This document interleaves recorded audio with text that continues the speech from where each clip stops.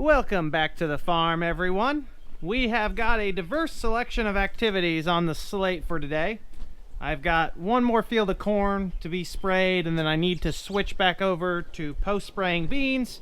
I'm not done with spraying corn. Most of our later planted corn isn't quite at the stage where it needs sprayed. Some of it we don't even know if it's going to make it out of the ground without needing replanted. There's just a lot going on when you get a delayed planting season, trying to keep everything lined up correctly.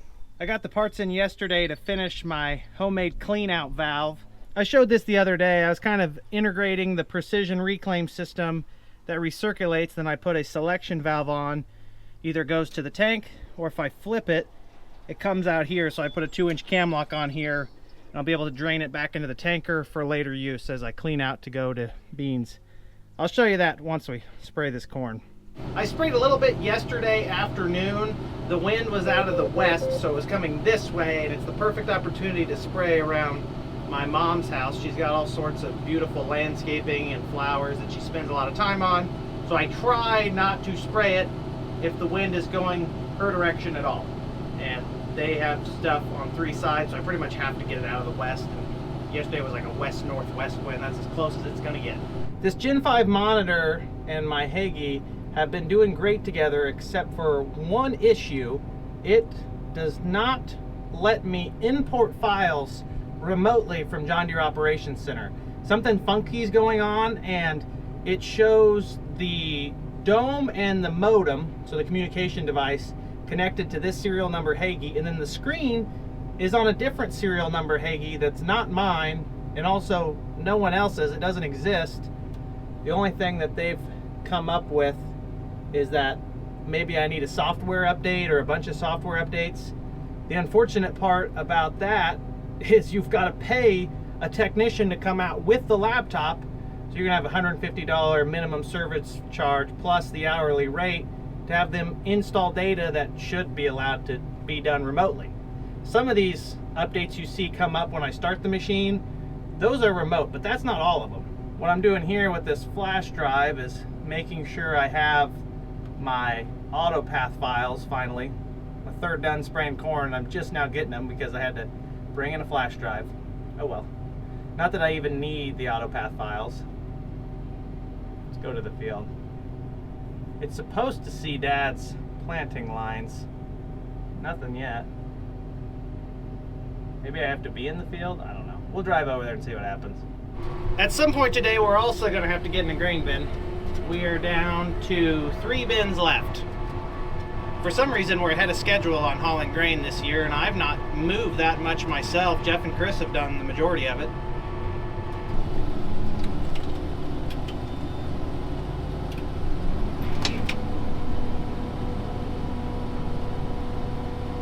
Where's my AutoPath line at? It's supposed to pull up automatically.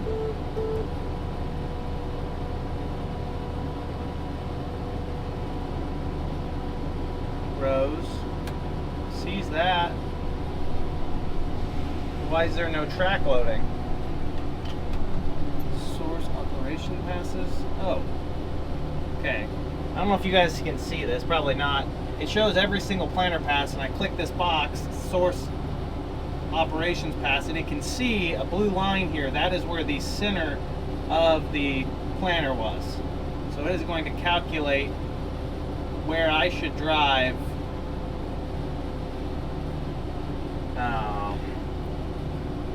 I can't run AutoPath until I put the RTK dome on the machine. I've just got an SF1 activation. I don't usually switch till we're definitely done planting corn, so I will be able to see where Dad drove. I won't be able to do anything about it.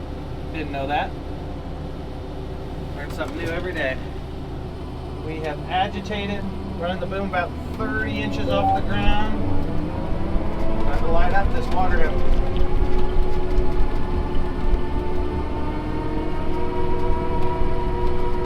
Great day for spraying. Slight breeze, ground's dry, sun's somewhat out. Chance of rain this evening. A lot of grass escapes in the tillage pass on this farm. Lighter dirt. Worked a little bit on the wet side. We got great emergence. One of the better stands of corn you're going to see on a field like this. Just not the best termination from our field cultivators.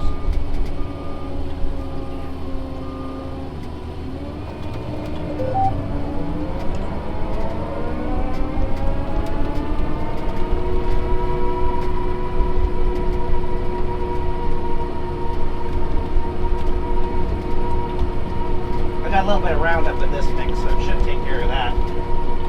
Hopefully. Get some fall panicum out here that can be herbicide resistant.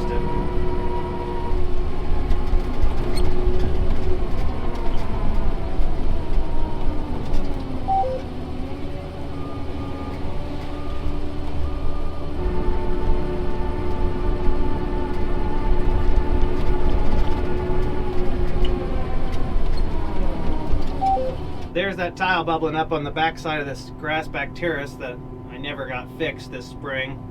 With that mini excavator, we should be able to work on projects like that a little bit more timely. Again, that's got the 30-inch plus natural gas line in there somewhere, actually right where I think the tile's bubbling up. So that may be a slow and steady process, but we'll get her fixed. That field is finished. Got a pretty good stand of corn out there, other than one spot where Dad must have had a planter issue. Got 60 foot by 200 foot that's not planted. I think that's going to be a small bit of a massive amount of replanting we're going to do unless things change, because we happen to plan on what seems to be the cursed planting date of this year. Every year has one, and I think we found it this year. I'll show you guys in a little bit.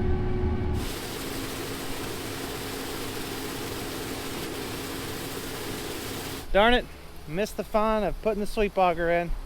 I didn't intentionally do that, it's just the way it worked out. We do have a lot of scouting to do to see if we're going to have to replant corn and soybeans. The corn is more questionable than the beans, in my opinion. Seems like we're going to get decent soybean emergence.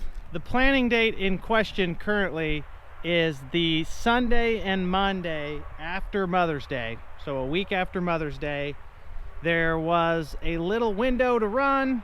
This field right here worked up really nice, and then it got a rain an inch or so about 2 days later. I think the Tuesday morning or even Monday night, I can't remember, it rained, and for some reason it screwed things up. We've got a fairly decent stand of corn. It's a little squiggly out there because we ran the inline ripper, and that gives the planter tractor all sorts of troubles trying to pull straight through the field. There are areas with phenomenal stands, and then there's other areas where that measly amount of rainfall caused some standing water, which seems to have either hurt our stand or delayed emergence. It's a little early to tell on the soybeans. I think that they're still coming. The corn is the big question mark right now. In a perfect world with ideal planting conditions, good weather following planting, you would have perfectly even emergence. That usually does not happen. A lot of times, depending on the topography and the soil types within a field, you'll get varying emergence. I've already showed you, you've got areas like this that have pretty consistent emergence. Spacing's all right. I believe this is DeKalb 111-35. Looks good through here. And then some of these lower spots, I don't know if they pick up on camera, are a little bit behind. Does that mean that they have reduced yield potential? Probably marginally out of the gate. You really want as even of a corn stand as possible. The lack of that isn't a death sentence though. You still can grow great corn. It's just a matter of kind of what you're working with. Here's two that for some reason were behind, and they fought out underneath a pretty minimal crust. Actually, that's hardly a crust at all. I don't know if that'll screw those up or not. Here's that spot when we actually walk out into it, and it's part of a much larger spot. Water stood right here, it slowed things down. Probably a little bit wetter when we planted it too. It looks a lot better once you're out in it than it does from far away. The ultimate question again though is how many of these plants are gonna make it? If you're gonna lose 30% of your stand, do you replant that? How good is good enough? There's one right there. See, that one got caught up under the crust, curled up, done for. These typically aren't your highest yielding spots of the field anyways because they're low-lying wet. Well, none of these are gonna make it if I keep getting them with the screwdriver. Here's two little ones. They push the crust out. Is there one here or a skip? Must have been a skip. I do have a management question for farmers around the country, central Illinois. What is the right thing to do? Do you work this once, let it air out again, and work it again, just powder it down to bug dust so you get the soil nice and warm and plant it? You work it once and then plant it so you don't destroy your soil even more.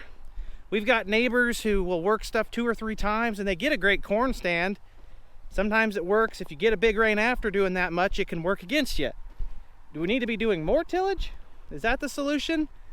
I keep telling myself that less tillage is actually the solution, like strip till, but even that's flawed in some ways. I don't really know. It's somewhat laughable to be so concerned about some of these spots, because on a field like this, when we get our inevitable 10-inch rain in July, those spots will be dead anyways. I guess we just want to try to get it right from the start, and then what happens after that's kind of out of our control.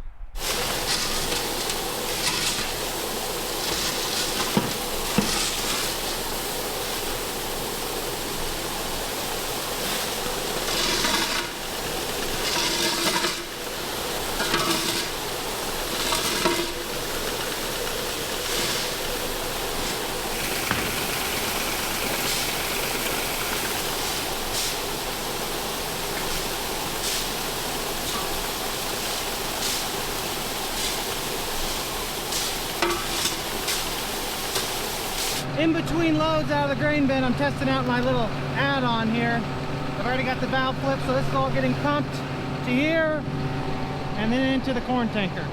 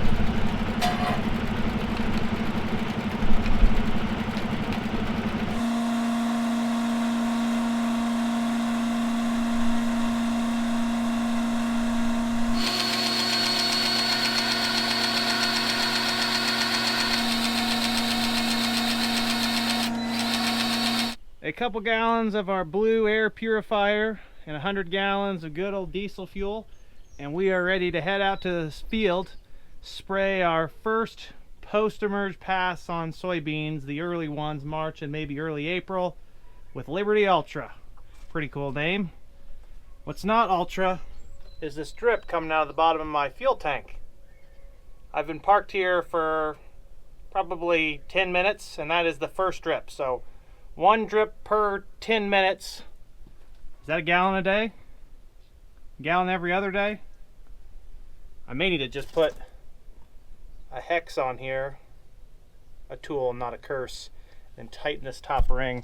Colton Mankey said that these are notorious for having fuel tank issues, and unless it's major, it's not worth the money to replace them. It seems like any piece of farm equipment is always in some state of falling apart. It may not be there yet, it's always on its way. Kind of like tomorrow. You can delay it as much as you want. It's inevitable, it always arrives. It wasn't a long trip to our first field. We're just right behind the main farm. March planted Pioneer 38Z6376. I can't remember the number. It's time to light them up. The beans are just now at that stage where the healthiest areas are starting to get bushy. We're going to try to burn them down right here, not the beans, any weeds that are up. We've got pretty decent control out here. The Liberty is a contact herbicide. Of all of the traits available to us for post-emerge soybean spraying, other than dicamba, which I don't think even has a label for spraying anymore, it's our best option. The only caveat to Liberty is that it is a contact herbicide. You need a lot of carrier rate. I'm running 20 gallons an acre. I've heard of people running 25 plus. It's a lot of filling, but it's about covering the plant, good nozzle selection, and you need a warm, sunny day. It's going to get up into the 70s today. The sun's supposed to be out. In general, it's just not been that hot here in central Illinois lately, so making do with what we have.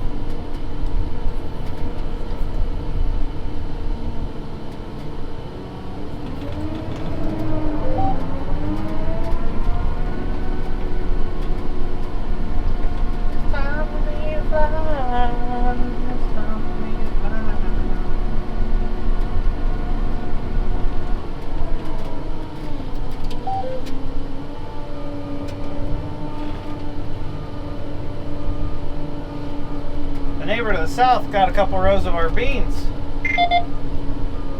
Now watch out for those neighbors.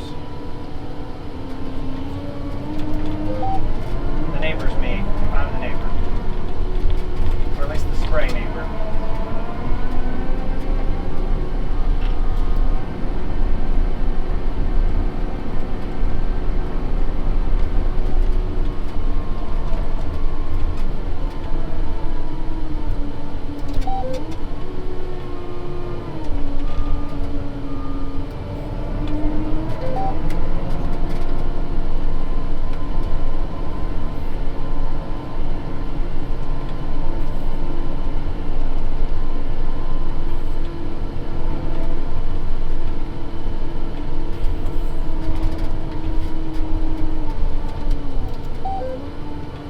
Bad start to the day. Someone got a little too close to the high voltage line.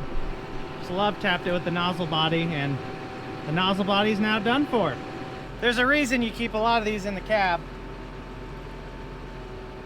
Unless you're just a perfect operator, which I'm not.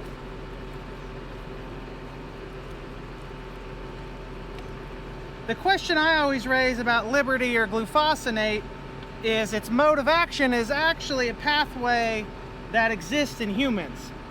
It is a glutamine synthase inhibitor. Humans also have that same pathway. So I question the safety of this product sometimes. And why won't that tighten? I don't even have the screw in. Say what you will about Roundup or glyphosate, the aromatic amino acid it works on does not exist in humans. We can argue all day long about whether or not it can't still harm humans. That's not the conversation I'm having here. It just makes much less sense for it to be bad and glufosinate to be safe. This is not the first time this has happened, and it will not be the last. Maybe the last today if I'm lucky. For the most part, these March beans look really good. Some of the lighter hilltops are far behind still. Once they bush out, they grow wider, they should take off. It's supposed to be decent this week. Maybe that'll speed them up. Here's the difference in the beans I'm talking about. This is a lighter soil on the hillside. Take visual note of the size of the beans. We have a great stand out here. The growth just doesn't quite compare to, as you get farther down in the low spot, you see a erosion channel through there into the darker soil. We're entering it now. Look at how lush these beans look in comparison. That's the difference soil type makes on crop quality. The high ground can still yield well if it rains. It's definitely behind from a growth standpoint currently. The agronomists out there will be happy that it looks like I'm spraying mostly bare soil and standing crops. I'm not seeing a lot of pressure out here. Perhaps we are in the field too early. We are putting another residual down. Typically that's what's suggested, is to spray early, layer your residual, get anything that escaped the first round. Farmers often argue that you're wasting money on your post-emerge with all these chemicals because you want the weeds to be up to kill them. It is Sunday and we're mostly caught up other than spraying. Dad drug the planters out because he's gonna go spot in some corn. Those spots I showed you after a few more days in the sun ended up getting a respectable stand of corn. It is far from perfect. I will not pretend that we have every single plant out there. Most of them have enough corn where it doesn't make sense to come put more out there. Ideally, you'd always love a perfect stand. That's not where we're at. We do have a few low-lying wet areas where the water stood after it was planted that are going to need spotted in, and that's what Dad's going to do today. Oh, that's rough. 20 gallons per acre is a lot of loading. Basically every 60 acres. And actually less than that because it's hard to get a full 1,200 gallons in here. Probably every 50 acres on average I have to load. This is one of those times where it'd be nice to have one of those fancy Unverfirth top air pull behind sprayers like Larson Farms runs. Big 2,400 gallon tank. That'd be 120 gallons of fill. You get a lot done that way. I had to make a tough decision over here. With the angle I picked out, there was the tiniest little sliver left over, and that could be 5 foot, I don't really know. I decided not to go back for it. It's close to home. If weeds come up out there, I'll put the backpack sprayer on or use a hoe and dig them out. I just thought I'd do more harm than good coming all the way back down here through the in-road, cutting a new path. If I could envision how wide the sprayer is when I set these lines up, I could have shifted this other line over a little bit and been perfectly fine because I had overlap through here. I've got about 300 acres sprayed so far. Headed up north to another 100-acre field. The Pioneer dealer Bruce looks like he's spraying. He's got one of those pull-behind sprayers, and it's not a very big one, yet it holds more in the tank than my self-propelled sprayer does. So he can get a lot done just because he doesn't have to fill as much. We're up to 500 acres at 3 o'clock. I broke a few more nozzle bodies. That always slows me down. I should be able to pick up another load if Helena's still open. I don't know what time they're closing today.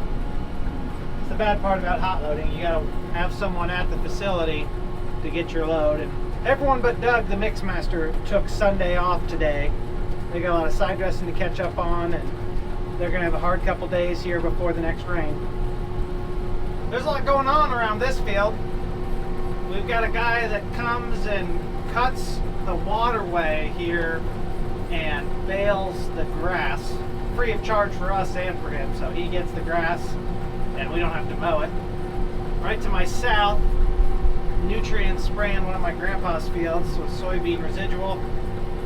I'm post-spraying this field. Seems a little early. We've got a few of our real super early March fields that definitely needed sprayed, and then some of these April fields, they seem like they've got a long way to go. And I wonder if we're not out here a week early on spraying them. You can never really be too early, it's just you run the risk of having to come back a second time. I successfully sprayed the tanker empty with no issues. We are caught up for the day. I've got a few fields to spray first thing in the morning before the wind picks up, and then I think everything else, we're still waiting to see if we've even got a viable stand of soybeans, and corn for that matter.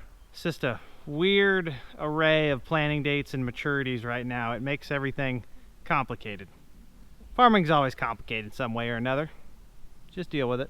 Despite all the spraying I did, helping Allie put together this sandbox for the boys is probably the most important job of the day. Yep. That's why you get it. I think it's going to be too small, guys. We're going to have to just build one. Oh. Yep. Don't eat the sand, Graham. Yep. And number rule, don't eat the sand. What's the number 2 rule? And don't throw the dirt out here. Exactly. And what's the 3rd rule? Yep. I know it. Don't let the chickens in the sandbox. Nope. Yeah. You know the next rule? What is it? And don't let tree balls in the sandbox. Don't let trees fall in the sandbox? Yeah, and it will get all mortar, it'll get all concrete. Next rule, number 4 rule. Never make a car hit something, it will bound to the sandbox and go in. The 5th rule is don't let a car hit something? And it will bound to here. That's not it. Okay. Sandbox. Grandma, don't throw dirt at me. Graham, the sand has to stay in the sandbox. Yep, that's number 2 rule. Yep. Number 6 rule, when we're done with the sandbox, Yep. we got to put the lid back on it or the chickens or the kittens are going to find it. And you know what they're going to do in it? Yep, poop. Exactly. You know number 7? What's number 7? It says don't put weeds in the sandbox either. Isn't that one kind of covered in number 4 or 5? Whatever rule about the trees? No, it don't. It did. No weed did grow in here in the tent box. Okay. That's not a tree wool. And do you know the next rule after dipping? What? Tell me what it is. I don't know. It's don't even use. It says don't use cranes in here. Don't use cranes in the sandbox? Yeah, that'll make it even crazy. That'd be kind of fun though if you had cranes in here. Okay, we can have cranes. Okay, we'll amend that one. The motion is hereby made. Tell me a rule. Rule number 8. What? No crying in the sandbox.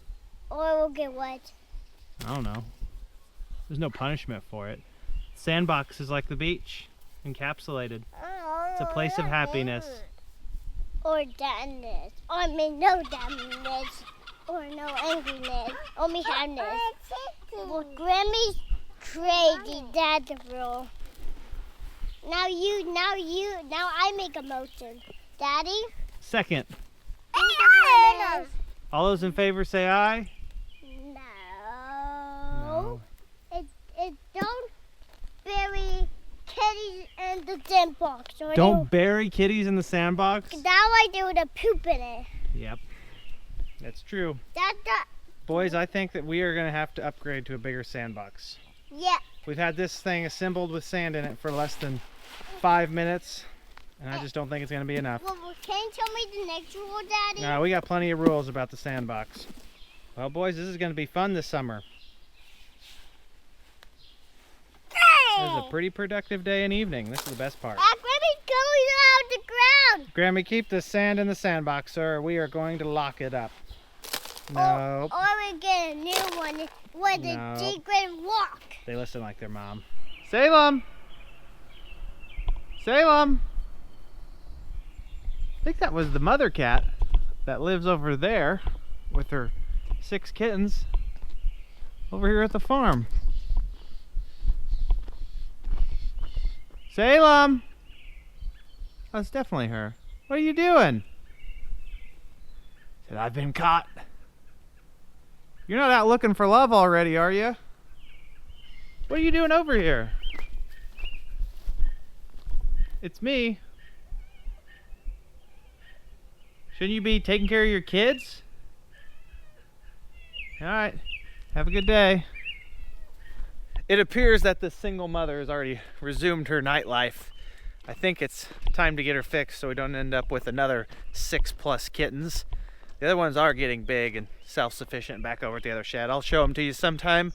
We are firing up this morning early to finish a couple more fields of Liberty on soybeans before the wind picks up this morning. We've got some neighboring fields with corn, wheat, beans. Don't want to hurt them.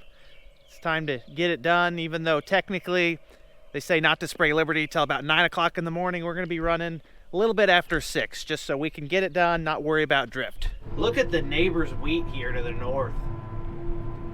It's majestic looking.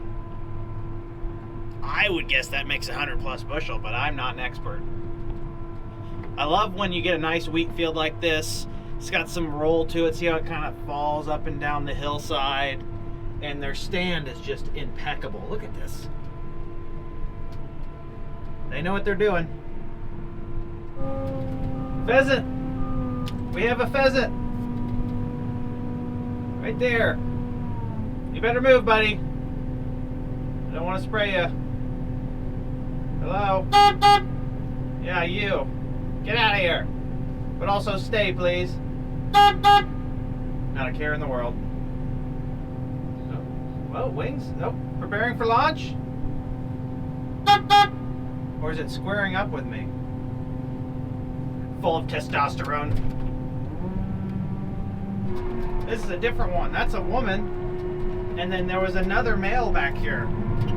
That's really impressive. And no, I would not have sprayed over them. If they would have stayed in the field, I would have stopped. And that's not a lie. I'm not going to spray out an animal intentionally. There's been a noticeable increase in wild game, specifically pheasants, ever since we brought back these government-sponsored filter strips, CRP set aside. I don't know the actual term. I think they're called filter strips. We can't mow them until August, and the birds love them. I know there's a lot of people who hunt pheasants. I'm not a hunter, nothing against it. It's just never something I've been passionate about. They're beautiful birds. I'm pretty certain I see a couple more out here. Those could be the ones we just chased off from the other side of the ditch there. There's at least 2 out here. Just hanging out. There's the male. Where's the female at? I don't know where she went. Possibly taking flight, since females are typically smarter than men. Those were probably the same ones we saw. I've been out to this right wing a dozen times in the last 3 or 4 hours of spraying because I keep getting a dribble that's bothering me from the cab. And no, I don't need to wear a diaper. One of my nozzles was acting up, or a fitting was off, and I've cleaned them, I've pulled them, I've switched them out, done a few different things, and I finally realized the one that's been giving me trouble doesn't even have an O-ring in it. I think that's the issue, and I don't see an O-ring up here. There's none on the ground. I had to have both hands to put the O-ring in. It's in now, and if I put this in here and it stops spewing liquid, it's still giving us a good pattern, just not perfect. I'm gonna feel really silly.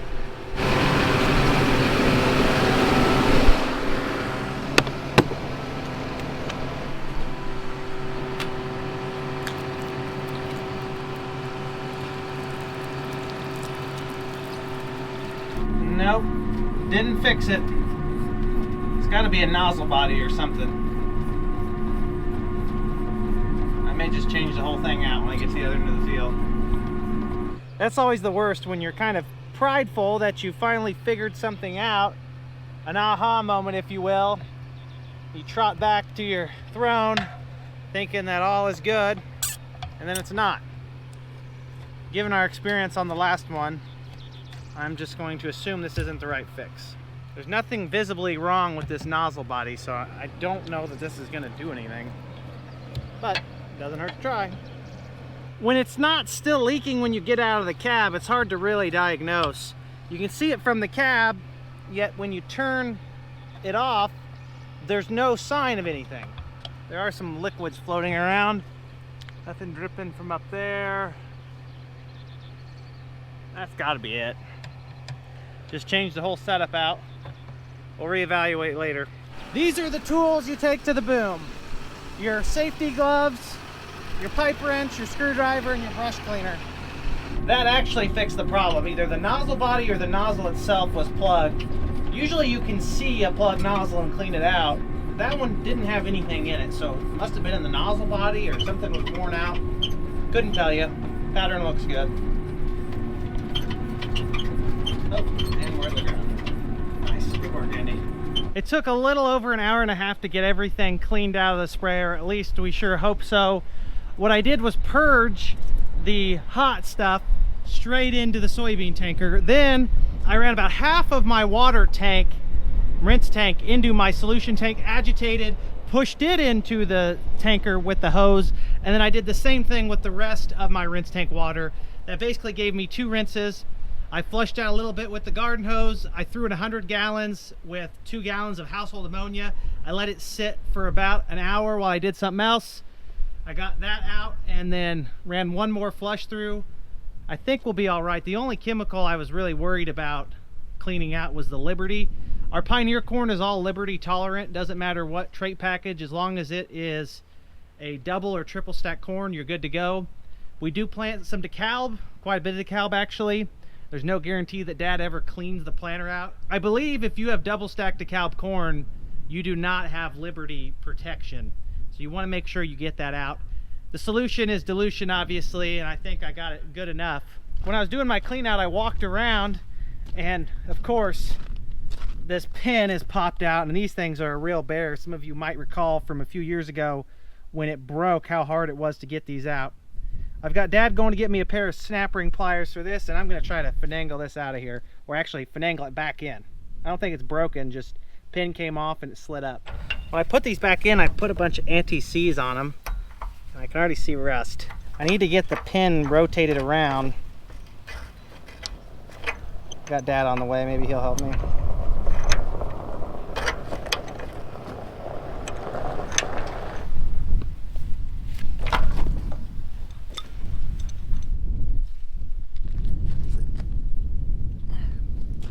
Well, it's gotta be flush, that's why it needs turned. Well, I know why it needs turned. It's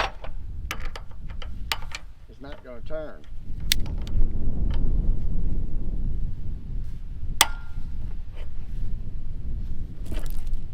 Even after I put all that anti-seize on it.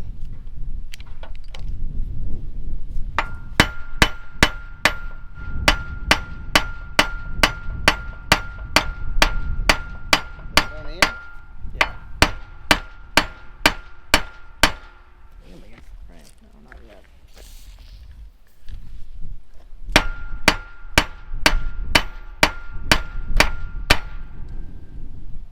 That's as good as that's gonna get.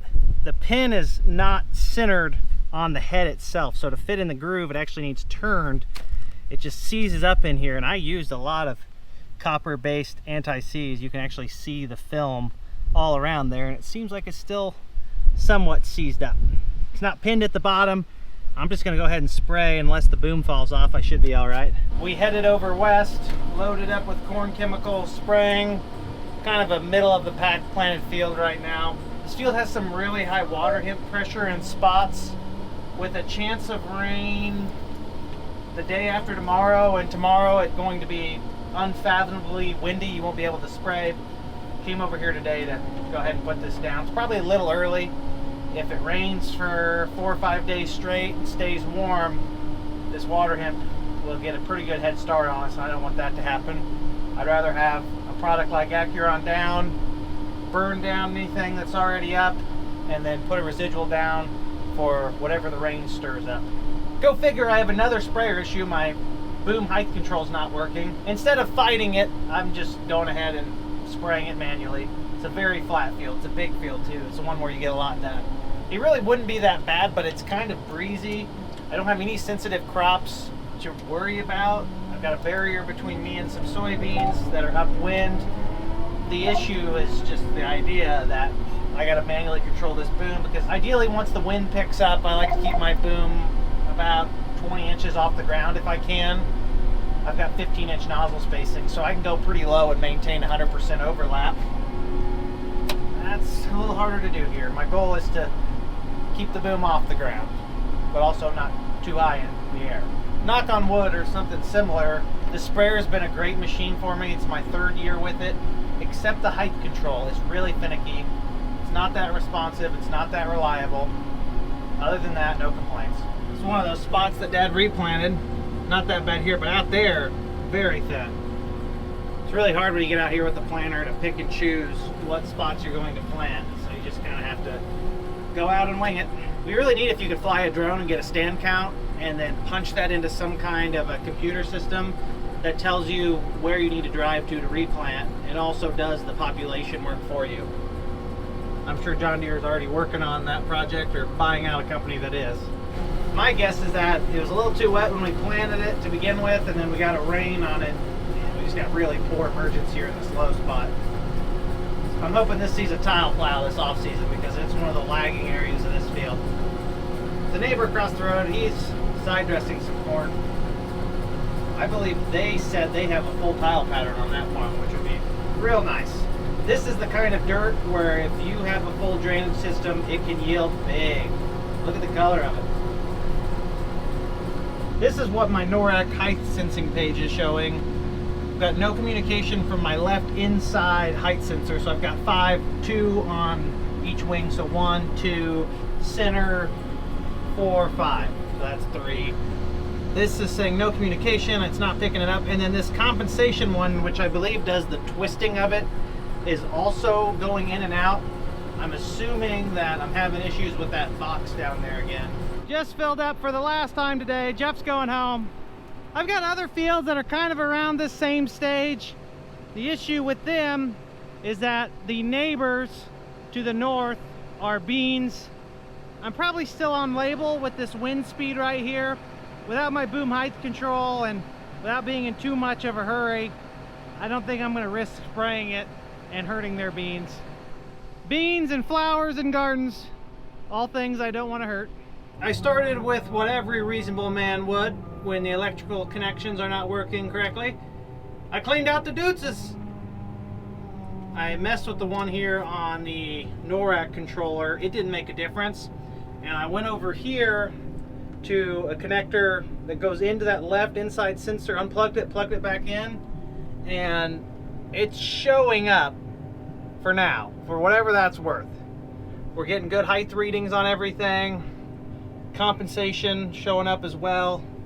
Very well could quit the minute we go to another field, but it's working now, and that's worth something. I spoke too soon. I restarted the machine and they are gone again.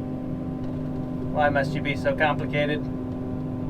Only the good Lord knows if this is gonna work or not. I may have to just keep plugging and unplugging it. We've got the old Kansas evening wind drop going on right now, so I've got one field I was holding off on. The wind is down to like 4 miles an hour right now, so we're gonna go try to spray it carefully. That's the size difference right now between mid-April planted corn, Curry's here to our south, and our second week of May, first week of May corn. Look at that. Their corn's ginormous and it looks really good. They've got a lot of great looking corn. As long as we get the rains to sustain everything, I think this April stuff will be good. And this May stuff can also be good. It's just the odds are usually in favor of the earlier stuff. Here's the bean field I was worried about earlier. The wind has mostly calmed down. The dust says otherwise, but I was traveling from south to north, so that's what you're seeing there is the dust from my movement. There's maybe a 4 to 5 mile an hour breeze right now. My rule of thumb when spraying next to a neighbor with a sensitive crop, if I like them, I move over 1 extra row. So instead of straddling the planter row, I come here. If it's windy and I like them, I go over 2 rows. If I don't like them, I move back over 4 rows. You see our system we're developing here? That was just a joke, folks. I don't like or dislike any neighbors. I treat their crops all the same with as much respect as possible, and I'd hope they do the same for us. Or at least try to do the same. Sometimes accidents happen. A plastic tile inlet did this. Can you believe that? Took the nozzle body clean off, at least the front of it. I have to send a bill to my dad for that one. Putting up too strong of tile inlets. You're supposed to be able to just run them over. That's what I normally do. Let the tillage guy this fall pick them up. Nothing like the feeling of atrazine running down your arm.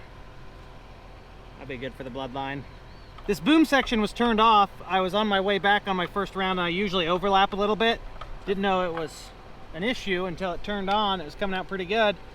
Need to go back there and find the nozzle body because these Greenleaf dual asymmetric air inducted whatever fans I've been running are pretty expensive nozzles. I think they're $15 or $16 a piece.